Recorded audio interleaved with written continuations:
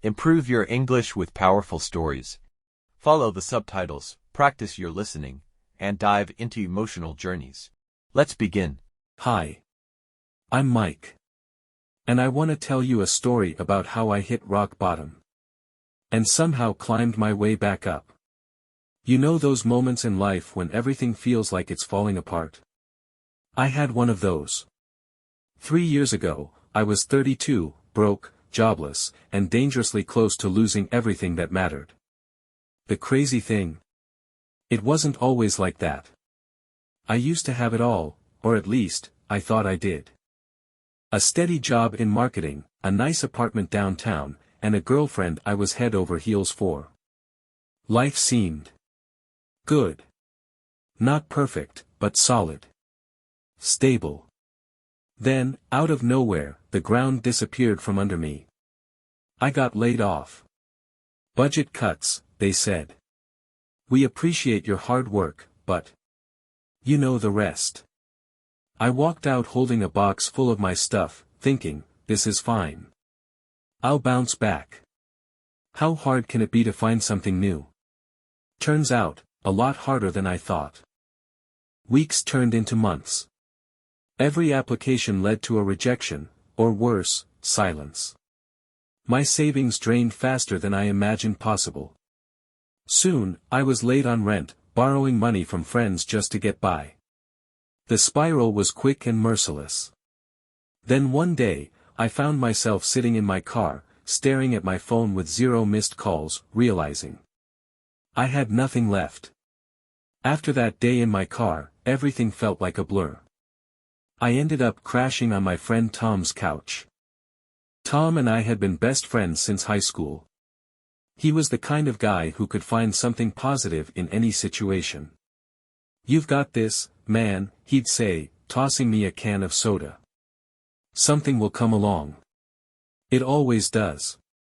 I nodded, pretending to believe him. But deep down, I wasn't so sure. My confidence was gone, and each passing day chipped away at whatever hope I had left. I'd wake up late, scroll through job listings for hours, and send out more resumes, knowing I probably wouldn't hear back. What hit me the hardest wasn't just being broke.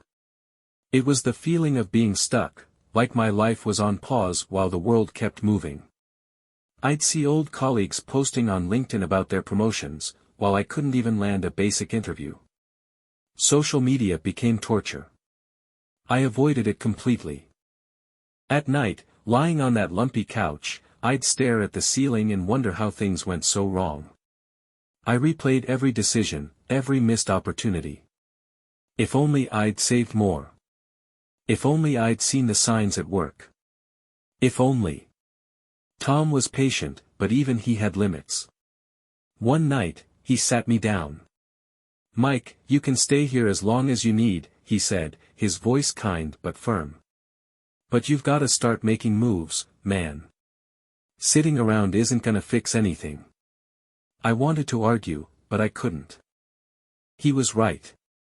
The truth is, I didn't just need a job, I needed a reset. Something deeper had to change. I was tired of feeling like life was happening to me. But where do you even begin when everything feels so broken? The next morning, I woke up early, earlier than usual. I couldn't sleep after what Tom had said. His words echoed in my mind. Sitting around isn't gonna fix anything. He was right. I had been waiting for something to happen, hoping for some magic solution to fall into my lap. But that wasn't how life worked. If I wanted change, I had to make it happen myself. I grabbed a notebook from my bag and sat at the kitchen table. I didn't have a plan, but I started writing anyway. My Fresh Start Plan. The title felt a little cheesy, but I went with it. At first, the ideas came slowly. I didn't aim for big, life-changing goals. I just listed small things, things I could actually control.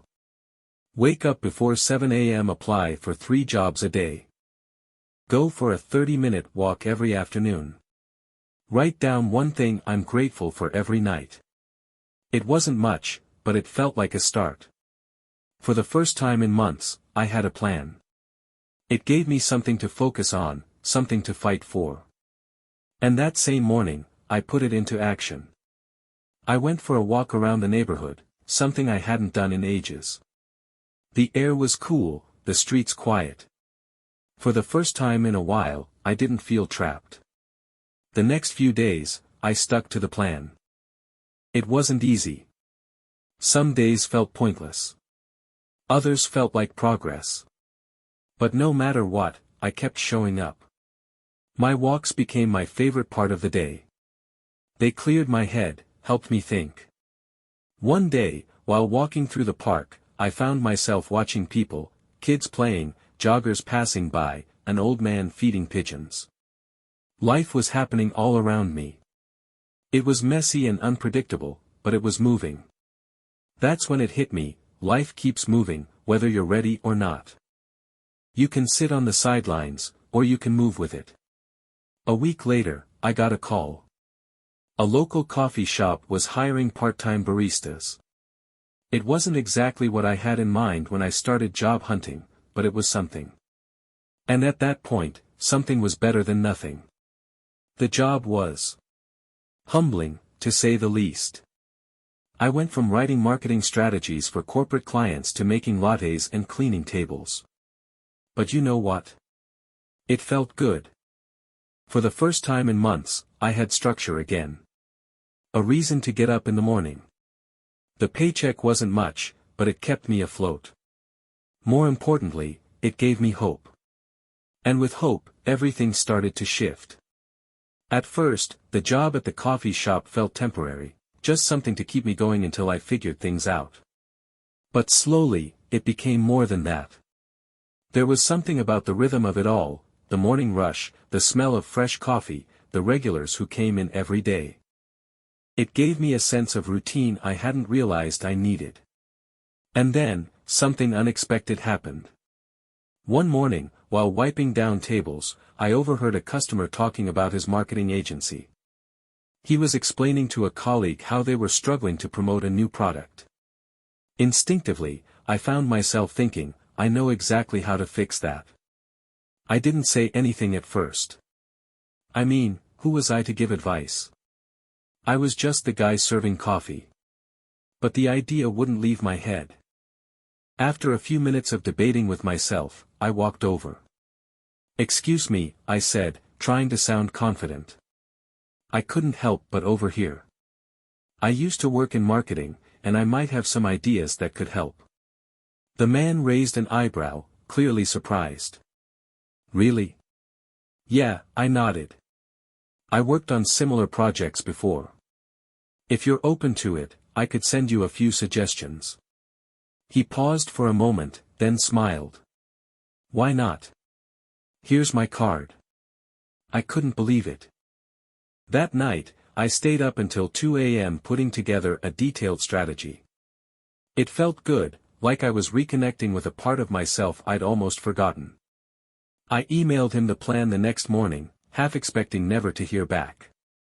But a few days later, he called. "Mike, this is fantastic," he said. "Would you be interested in doing some freelance work with us?" Would I? Absolutely. That one freelance project turned into 2, then 5. Soon, I was working with multiple clients, all while keeping my job at the coffee shop. It was exhausting but exhilarating.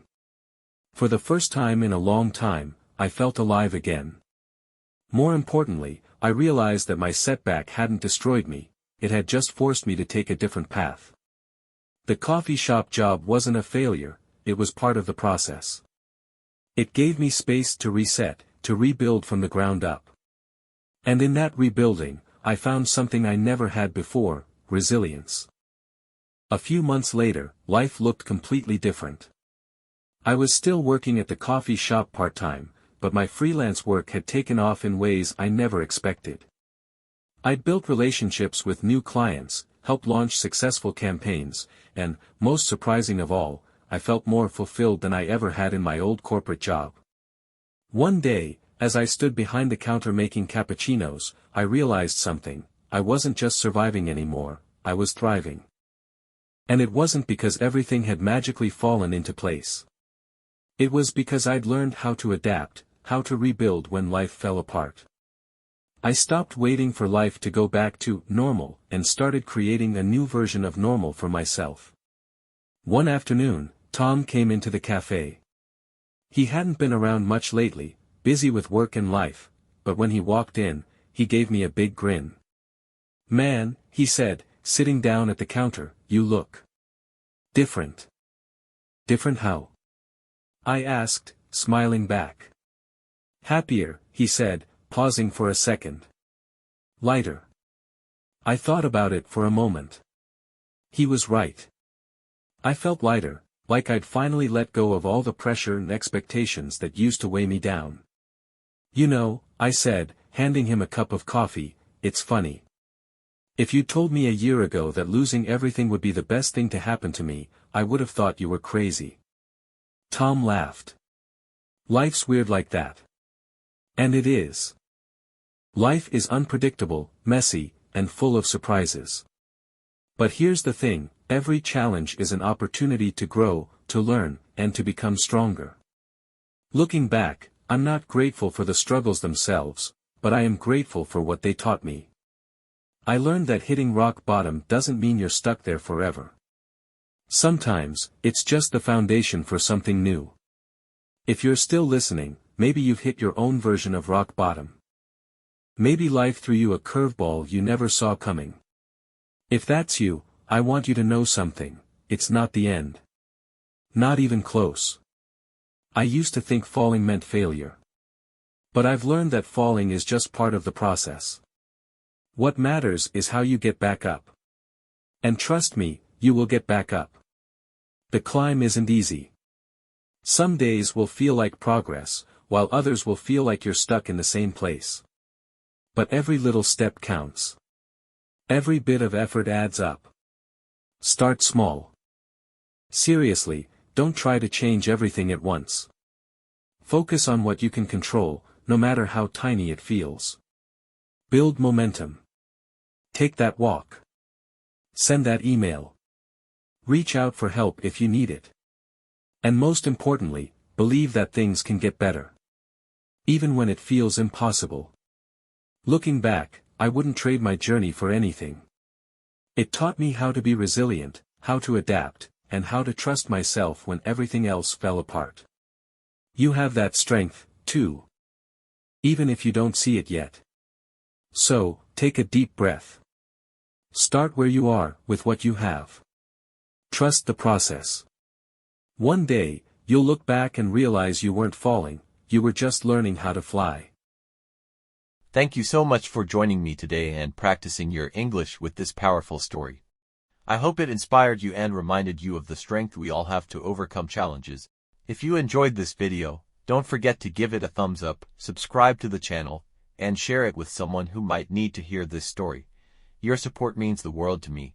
Remember, every story has the power to change us. Keep practicing your English, keep growing, and I'll see you in the next video. Until then, take care and keep learning.